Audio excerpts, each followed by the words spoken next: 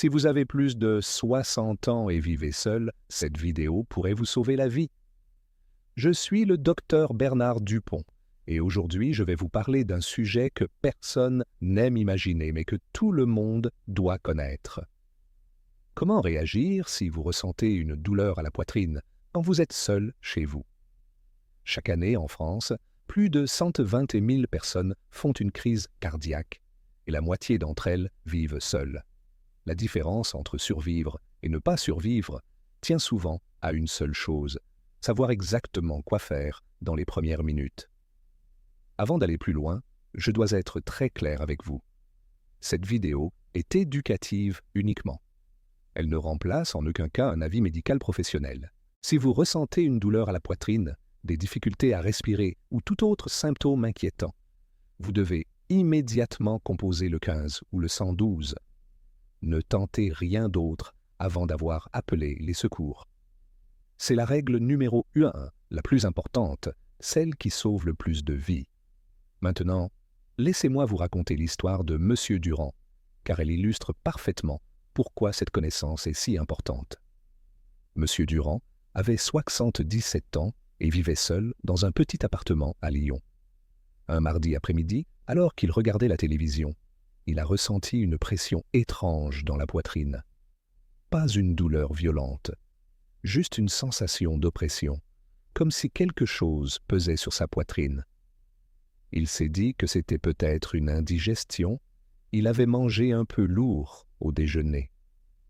Il a attendu, espérant que ça passe. 30 minutes se sont écoulées, la pression était toujours là, accompagnée maintenant d'une légère nausée et de sueur froide. Monsieur Durand a hésité. Il ne voulait pas déranger les secours pour rien.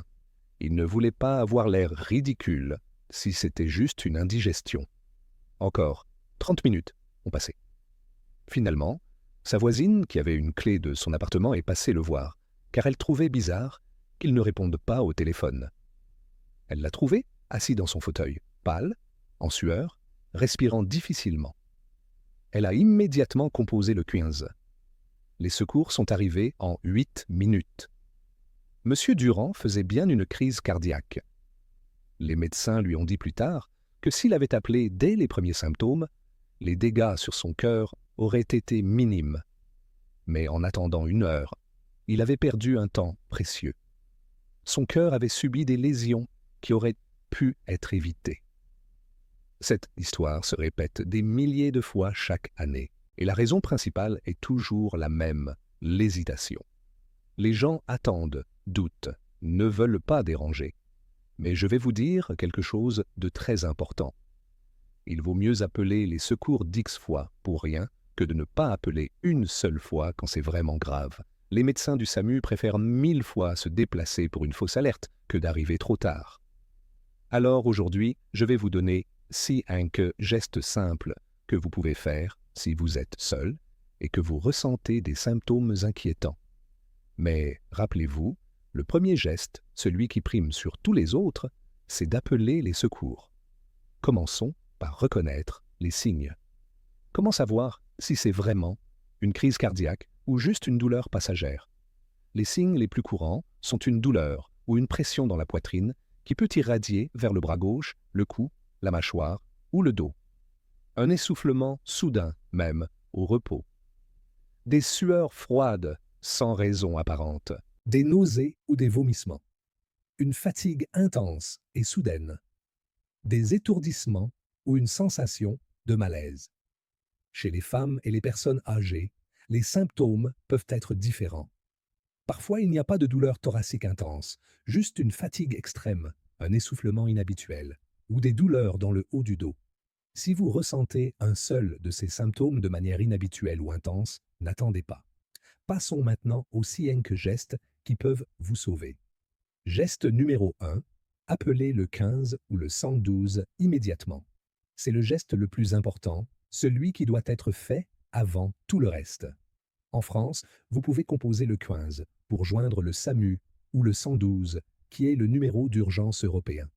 Les deux fonctionnent, les deux sont gratuits. Les deux fonctionnent, même si vous n'avez plus de crédit sur votre téléphone. Voici exactement ce que vous devez faire. Prenez votre téléphone, composez le 15 ou le 112. Quand quelqu'un répond, dites clairement « Je ressens une douleur à la poitrine, je suis seul, je pense faire une crise cardiaque ». Donnez votre adresse complète, le code de votre immeuble, l'étage, tous les détails qui peuvent aider les secours à vous trouver rapidement. Ne raccrochez pas tant que le médecin régulateur ne vous le dit pas. Il va vous poser des questions, vous donner des instructions, rester en ligne avec vous jusqu'à l'arrivée des secours. Vous n'êtes plus seul dès que vous avez le SAMU au téléphone. La recherche est très claire sur ce point. Les personnes qui appellent les secours dans les signes à 10 premières minutes après les symptômes ont un taux de survie 50 pour 100 plus élevé que celles qui attendent. Chaque minute compte. Les médecins ont une expression pour ça. Le temps, c'est du muscle. Plus vous attendez, plus votre muscle cardiaque souffre, plus les dégâts sont importants. Appeler les secours n'est pas une option, c'est la priorité absolue. Geste numéro 2. Déverrouillez votre porte d'entrée. Une fois que vous avez appelé les secours, si vous en avez la force, allez déverrouiller votre porte d'entrée. Pourquoi est-ce si important? Parce que les pompiers et le SAMU arrivent vite, mais s'ils ne peuvent pas entrer, ils perdent un temps précieux à forcer la porte. Madame Leblanc, 82 ans, a appelé le 15 dès qu'elle a ressenti une douleur à la poitrine. Mais elle n'a pas eu la force d'aller jusqu'à la porte pour l'ouvrir. Les pompiers ont dû défoncer la porte, ce qui a pris 3 minutes supplémentaires. Comparez cela avec M. Martin, 69 ans, qui après avoir appelé les secours, a immédiatement ouvert sa porte et s'est assis près de l'entrée. Les secours sont entrés directement et ont commencé les soins en quelques secondes. Si vous vivez dans un immeuble avec un code d'entrée, essayez de donner le code au médecin régulateur quand vous êtes au téléphone avec le SAMU. Si vous avez un voisin de confiance qui a une clé de chez vous, demandez au SAMU de l'appeler aussi. Tout ce qui facilite l'accès des secours peut sauver votre vie. Geste numéro 3. Asseyez-vous et desserrez vos vêtements. Une fois que vous avez appelé les secours et déverrouillé votre porte, asseyez-vous. Ne restez pas debout. Ne vous allongez pas complètement. Asseyez-vous dans une position confortable, idéalement dans un fauteuil ou sur une chaise avec un dossier. Pourquoi s'asseoir plutôt que s'allonger? Parce que la position assise réduit le travail du cœur. Quand vous êtes allongé complètement à plat, votre cœur doit travailler plus dur pour pomper le sang dans tout votre corps. En position assise, avec le dos légèrement incliné, vous facilitez la circulation sanguine et vous réduisez la pression sur votre cœur. Ensuite, desserrez tout ce qui pourrait comprimer votre poitrine ou votre ventre. Défaites votre ceinture, déboutonnez le col de votre chemise, enlevez votre cravate si vous en portez une. Même un vêtement légèrement serré peut gêner la respiration et augmenter la pression sur votre cœur. Une étude publiée dans le Journal européen de cardiologie a montré que la position assise avec les vêtements desserrés réduisait significativement la détresse respiratoire chez les patients cardiaques. C'est un geste simple mais qui fait une vraie différence. Geste numéro 4. Respirez lentement et profondément. Quand on ressent une douleur à la poitrine, la panique arrive très vite. Et la panique est votre pire ennemi. Quand vous paniquez, votre corps libère de l'adrénaline. L'adrénaline accélère votre rythme cardiaque et augmente votre pression artérielle. Exactement ce dont votre cœur affaibli n'a pas besoin. Alors, comment combattre la panique? Par la respiration. Voici exactement comment faire. Posez une main sur votre ventre. Inspirez lentement par le nez en comptant jusqu'à 4. Vous devez sentir votre ventre se gonfler, pas votre poitrine. Retenez votre souffle pendant 2 secondes.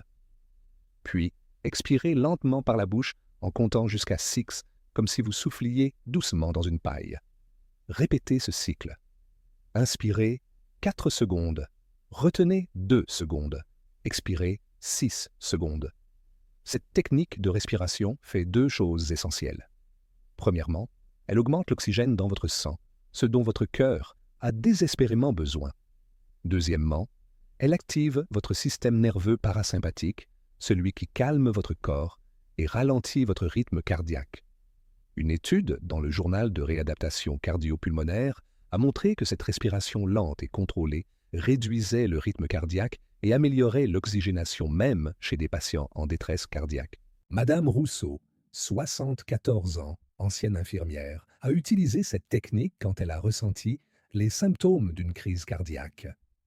Elle a dit plus tard que se concentrer sur sa respiration l'a empêchée de paniquer et l'a gardée consciente jusqu'à l'arrivée des secours. Son cardiologue lui a confirmé que cette respiration calme avait probablement réduit la charge de travail sur son cœur. Respirer calmement ne guérit pas une crise cardiaque, mais ça vous donne les meilleures chances de rester stable jusqu'à l'arrivée des secours.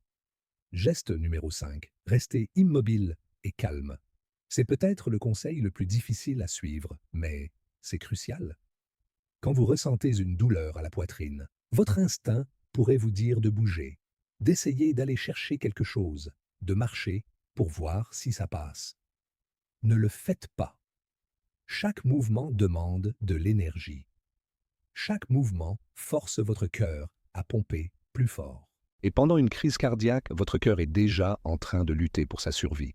Une étude clinique dans le Journal européen du cœur a montré que les patients qui restaient immobiles pendant une crise cardiaque avaient significativement moins de complications que ceux qui continuaient à bouger. Monsieur Faure, 70 ans, fermier à la retraite, a ressenti une douleur thoracique alors qu'il travaillait dans son jardin. Son premier réflexe a été de continuer à marcher vers sa maison pour prendre son téléphone. Il s'est effondré à mi-chemin. Heureusement, un voisin l'a vu et a appelé les secours. Les médecins ont dit que s'il était resté assis où il était et avait appelé de là, il aurait évité l'effondrement. Alors, voici la règle. Une fois que vous avez appelé les secours et fait les gestes précédents, asseyez-vous et ne bougez plus. Concentrez-vous sur votre respiration. Attendez les secours. Votre seul travail est de rester calme et immobile. Laissez les professionnels s'occuper du reste. Maintenant, parlons d'un sujet important, l'aspirine. Vous avez peut-être entendu qu'il faut prendre de l'aspirine pendant une crise cardiaque. C'est vrai que l'aspirine peut aider dans certains cas, car elle fluidifie le sang et peut empêcher un caillot de grossir. Mais, et c'est un mais très important, vous ne devez jamais prendre de l'aspirine de vous-même pendant une crise cardiaque sans en avoir parlé avec votre médecin à au préalable. Pourquoi? Parce que l'aspirine peut être dangereuse dans certaines situations. Si vous avez un ulcère à l'estomac, si vous prenez des anticoagulants, si vous êtes allergique à l'aspirine, si vous avez certains problèmes de coagulation, prendre de l'aspirine pourrait aggraver votre état. Voici ce que vous devez faire. Lors de votre prochaine visite chez votre médecin traitant, demandez-lui si en cas de douleur thoracique, vous devriez prendre de l'aspirine en attendant les secours. Si votre médecin vous dit oui, demandez-lui quelle dose exactement. Généralement, c'est un comprimé de 325 mg. Et demandez-lui si vous devez l'avaler ou le mâcher. Mâcher l'aspirine la fait agir plus vite. Si votre médecin vous donne son accord, gardez de l'aspirine dans un endroit facile d'accès chez vous. Mais rappelez-vous, même si votre médecin vous a dit que vous pouviez prendre de l'aspirine, votre première action doit toujours être d'appeler le 15 ou le 112. Ne perdez pas de temps à chercher de l'aspirine avant d'avoir appelé les secours. Appelez d'abord, ensuite seulement. Si votre médecin vous l'a recommandé, prenez l'aspirine en attendant les secours. Et avant de continuer, je veux vous demander quelque chose d'important. Si cette vidéo vous aide à comprendre comment réagir en cas d'urgence cardiaque, faites-moi une énorme faveur maintenant. Appuyez sur le bouton d'abonnement et activez la cloche de notification. Pourquoi? Parce que chaque nouvel abonné donne de la force à cette chaîne et me permet de créer encore plus de contenu qui peut littéralement sauver des vies comme la vôtre. Votre abonnement m'aide à continuer à partager ces informations essentielles. Alors abonnez-vous maintenant et activons ensemble cette cloche. Maintenant, parlons de ce qu'il ne faut pas faire pendant une crise cardiaque. Erreur numéro 1. Ne conduisez jamais vous-même à l'hôpital. Je sais que certaines personnes pensent « L'hôpital n'est qu'à 10 minutes, je peux y aller moi-même ». Non, ne le faites jamais. Voici pourquoi. Pendant une crise cardiaque, vous pouvez perdre connaissance à tout moment. Si vous perdez connaissance au volant, vous risquez non seulement votre vie mais aussi celle des autres. De plus, les ambulances du SAMU ont tout l'équipement nécessaire pour commencer le traitement immédiatement. Oxygène, défibrillateur, médicaments d'urgence. Chaque minute où vous recevez ces soins augmente vos chances de survie. Si vous conduisez vous-même, vous perdez ces précieuses minutes de traitement. Erreur numéro 2. N'attendez pas de voir si ça passe. Beaucoup de gens se disent « Je vais attendre 10 minutes, si ça ne va pas mieux, j'appellerai ». C'est exactement ce qu'il ne faut pas faire. Pendant une crise cardiaque, chaque minute qui passe, les cellules de votre muscle cardiaque meurent. Plus vous attendez, plus les dégâts sont importants, plus les chances de survie diminuent. La règle est simple, au moindre doute, appelez. Erreur numéro 3. Ne prenez pas de médicaments autres que ceux recommandés par votre médecin. Certaines personnes prennent des calmants, des antidouleurs ou d'autres médicaments en pensant que ça va les soulager. Ne le faites pas. Certains médicaments peuvent interférer avec les traitements d'urgence que les secours vont vous donner. Laissez les professionnels décider quels médicaments vous donner. Maintenant, une question importante, comment se préparer avant qu'une urgence arrive? Voici ce que vous pouvez faire dès aujourd'hui. Premièrement, ayez une liste écrite de tous vos médicaments, avec les doses et la fréquence. Gardez cette liste près de votre téléphone ou dans votre portefeuille. Quand les secours arrivent, cette liste leur permet de savoir immédiatement ce que vous prenez. Deuxièmement, gardez votre téléphone toujours chargé et à portée de main. Si vous vivez seul, ne laissez jamais votre téléphone dans une autre pièce. Gardez-le toujours avec vous. Troisièmement, enregistrez le numéro Coince et le numéro 112 dans vos contacts avec un nom facile à trouver comme « Urgence ». Certains téléphones ont même une fonction SOS qui permet d'appeler les secours d'un seul bouton. Quatrièmement, informez un voisin de confiance ou un proche que vous vivez seul. Donnez-lui une clé de secours si possible. Organisez un système simple. Par exemple, vous vous envoyez un message chaque matin pour dire que tout va bien. Si un jour vous n'envoyez pas le message, votre proche saura qu'il faut vérifier. Cinquièmement, connaissez vos facteurs de risque. Si vous avez du diabète, de l'hypertension, du cholestérol élevé, des antécédents familiaux de maladies cardiaques, vous êtes plus à risque. Parlez-en avec votre médecin. Faites des contrôles réguliers. Prenez vos médicaments comme prescrit. La prévention est la meilleure protection. Et surtout, consultez régulièrement votre médecin traitant pour établir un plan d'urgence personnalisé. Chaque personne est différente. Votre médecin connaît votre état de santé, vos médicaments, vos allergies. Il peut vous donner des instructions précises, adaptées à votre situation. Par exemple, il peut vous dire, si vous devez avoir de l'aspirine chez vous, quelle dose prendre, s'il y a des signes spécifiques auxquels vous devez faire attention. Ce plan personnalisé peut vraiment faire la différence. Récapitulons les 5 gestes qui peuvent vous sauver si vous êtes seul et ressentez une douleur à la poitrine. Geste 1. Appelez le 15 ou le 112 immédiatement, avant toute autre chose. Geste 2. Déverrouillez votre porte d'entrée pour faciliter l'accès des secours. Geste 3. Asseyez-vous confortablement et desserrez vos vêtements. Geste 4. Respirez lentement et profondément pour rester calme. Geste 5. Restez immobile et attendez les secours. Et rappelez-vous, concernant l'aspirine, ne la prenez que si votre médecin vous l'a recommandée au préalable, et seulement après avoir appelé les secours. Ces gestes simples peuvent faire la différence entre la vie et la mort. Mais ils ne fonctionnent que si vous les connaissez et si vous agissez vite. Une crise cardiaque ne donne pas toujours une deuxième chance. Mais si vous connaissez ces gestes, si vous appelez les secours immédiatement, si vous restez calme, vous maximisez vos chances de survie. Maintenant, dites-moi, vivez-vous seul? Avez-vous un plan d'urgence? Avez-vous parlé avec votre médecin de ce qu'il faut faire en cas de douleur thoracique? Dites-le moi dans les commentaires. Et si vous connaissez quelqu'un qui vit seul, partagez cette vidéo avec lui. Cette information pourrait lui sauver la vie. N'oubliez pas de liker cette vidéo, de vous abonner pour plus de conseils de santé essentiels et d'activer la cloche pour ne manquer aucune vidéo qui pourrait vous aider à rester en bonne santé et en sécurité. Prenez soin de vous, préparez-vous et rappelez-vous, en cas de doute, appelez toujours les secours.